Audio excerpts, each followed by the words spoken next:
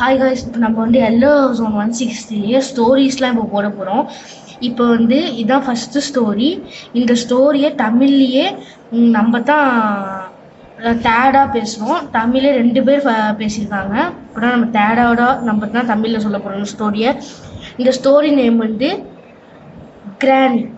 இதுதான் நம்ம சொல்ல போகிறோம். தெரியல, நான் பார்த்த வரையும் 2 பேர் தான் சொல்லியிருக்காங்க. சரி, ஓகே, வாங்க வீடியோக்குள்ளே போகலாம். இந்த ஸ்டோரி எங்கேருந்து ஆரம்பிக்குதுன்னு பார்த்தீங்கன்னா ரஷ்யாவில் ஆரம்பிக்குது. ரஷ்யாவில் ஒரு சீரியல் கில்லர் இருக்காங்க. இப்போ அவங்களோட ஃப்ளாஷ்பேக்கை பார்க்கலாம். அவங்களோட பேர் வந்து தமாஷா. நம்மள மாதிரி ஸ்கூல் படிச்சுட்டு அவங்க இப்போ காலேஜுக்கு போகிறாங்க. அப்போதைக்கு அவங்களுக்கு எந்த கெட்ட பழக்கமும் இல்லை. காலேஜ் போயிட்டு அவங்க மேரேஜும் பண்ணிக்கிறாங்க. அந்த தமாஷா சொந்தமாக அப்பார்ட்மெண்ட் வச்சுட்டு அவங்க ரெண்ட் விடுவாங்க.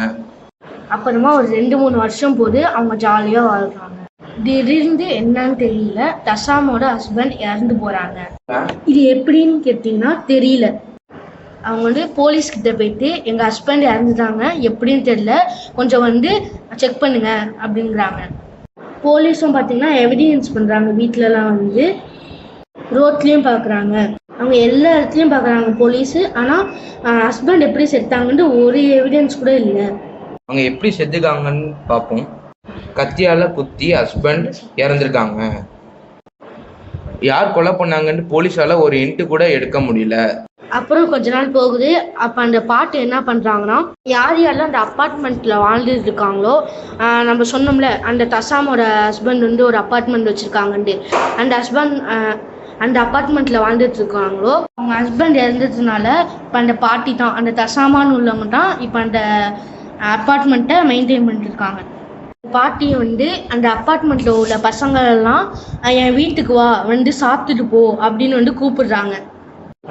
பட் அந்த பாட்டி வீட்டுக்கு யாரெல்லாம் சாப்பிட போகிறாங்களோ அவங்க உயிரோட வெளியே வந்ததில்லை. நினச்சி பார்த்துக்கோங்க. அந்த பாட்டிக்கு எப்போ போர் அடிக்குதோ அப்போ பசங்களை இன்வைட் பண்ணுறாங்க. அந்த பாட்டி யாரெல்லாம் இன்வைட் பண்ணுறாங்களோ அந்த பசங்க உயிரோட வந்ததில்லை. ஸோ ஏன் அப்படி பார்த்தீங்கன்னா, தசாமா இருக்காங்க பார்த்தீங்களா, அவங்க கொஞ்சம் வயசாக அவங்களுக்கு மென்டல் டிஸார்டர் வந்தது. அவங்களுக்கு வந்து ஒரு ஃபீலிங்கே இருக்காது. எக்ஸாம்பிள், இப்போ நம்ம வந்து ரோட்டில் போகும்போது பூனை, அனிமல்ஸ் அந்த மாதிரிலாம் இருக்குல்ல, அதுக்கு வந்து நம்ம வந்து சாப்பாடு போடுறோம் பார்த்தீங்களா, அதுதான் வந்து ஃபீலிங். ஆனால் தசாமாவுக்கு ஃபீலிங்கே கிடையாது. So mental disorder.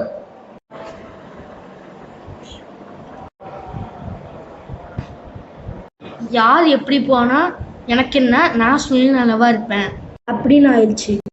அது ஒருத்தர் இல்லாமல் மனித கறி கேனிபிள், மனித கறி சாப்பிட்றதுக்கு அடிக்ட் ஆகிருக்காங்க. மனித கறி எப்படி இருக்கும், டேஸ்ட் எப்படி இருக்கும், அது நம்ம சாப்பிடணுமே அப்படின்னு ஆயிருக்காங்க. இந்த பாட்டி ஒவ்வொருத்தவங்களும் அந்த வீட்டுக்கு இன்வைட் பண்ணுறாங்க. அந்த வீட்டில் வந்தவங்கலாம் அவங்கள வந்து சாப்பிட்டுட்டு அந்த போன் இருக்குல்ல, அந்த போனை ஒட்டும் வச்சு ஒரு சாக்கு பையில் போட்டு அப்படியே அவங்க டஸ்ட்பின்ல வந்து போட்டுடுறாங்க. போலீஸ்க்கு வந்து தகவல் போகுது. ஸோ லேக்கில், டஸ்ட்பின்ல அந்த மாதிரிலாம் டெட் பாடிஸ் இருக்கிறதுனால தகவல் போடு போலீஸ்க்கு.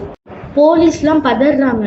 இப்போ போலீஸ் பற்றி ஒரு க்ளூ கூட கண்டுபிடிக்க முடியல, யாரா பண்ணுறது அப்படின்லாம் தேடி பார்க்குறாங்க, ஒன்று கூட கண்டுபிடிக்க முடியல. அப்போ சில பேரை அந்த பாட்டி வீட்டுக்கு இன்வைட் பண்ணுறாங்க. டஸ்ட்பினில் போடும்போது அப்பார்ட்மெண்ட்டில் அந்த பாட்டியை ஒருத்தவங்க பார்த்துடுறாங்க. அந்த பாட்டி பேக் கொண்டு போகிறாங்க. அந்த பேக்கில் அவங்க இன்னொருத்தவங்க பார்த்தவங்க வந்து என்னடா பேக்கில் ரத்தமாக இருக்குன்னு பார்த்துட்டாங்க.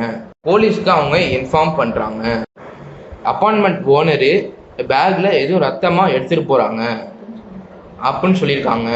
சேர்த்து பேட்ஸ்மேனும் வந்திருக்குன்னு போலீஸ்கிட்ட சொல்லியிருக்காங்க. உடனே போலீஸ் வந்துடுறாங்க.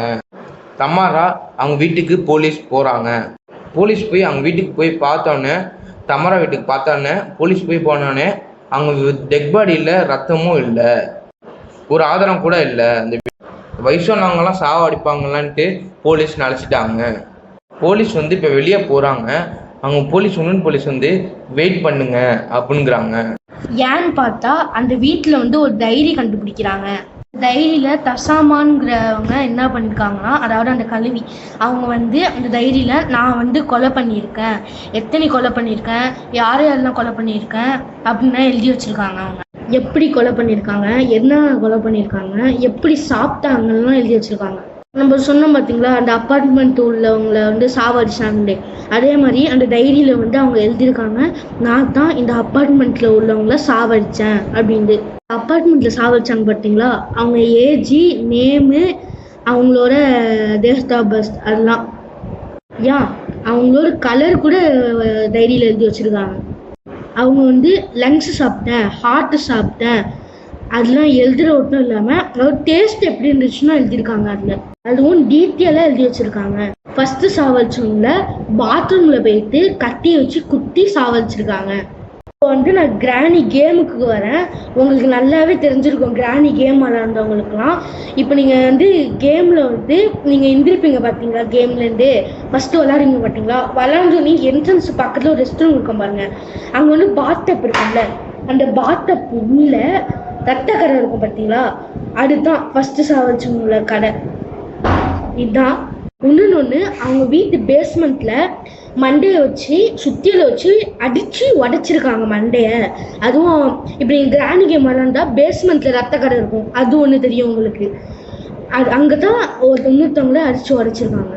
இதை பேஸ் பண்ணி தான் அந்த கிராணின் கேமை வந்து எடுத்திருக்காங்க. இப்போ வந்து நம்ம தசாமா ஸ்டோரிக்கு வந்துடலாம். நிறைய சாவடிச்சிருக்காங்க, போலீஸ்க்கு இப்போ தான் தெரிய வருது.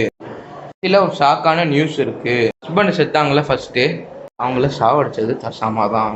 அவங்க ஹஸ்பண்டை கொண்டு யார் கண்டுபிடிச்சாங்கன்னா அவங்க தான் டைரியில் எழுதி வச்சுருக்காங்க. அவங்க ஹஸ்பண்டை சாவடிச்சு அவங்க மீட் ரொம்ப பிடிச்சி போய் எல்லாருமே சாவடிச்சிருக்காங்க. இப்போ வரையும் தசாமான்னு இருக்கிறவங்க இப்போ வரையும் உயிரோட தான் இருக்காங்க. சம்திங் அவங்க வயசு வந்து 68லேருந்து 69ங்கிறாங்க. அவங்க ரஷ்யாலாம் இருக்காங்க. அவங்கள பார்க்குறதுக்கு பயங்கரமாக தான் இருப்பாங்க சொல்கிறாங்க. இவங்க சில பார்ட்டியை பார்த்தா பயம் வராது. இப்போ இவங்களை பார்த்தா எவ்வளோ பயம் வரும்.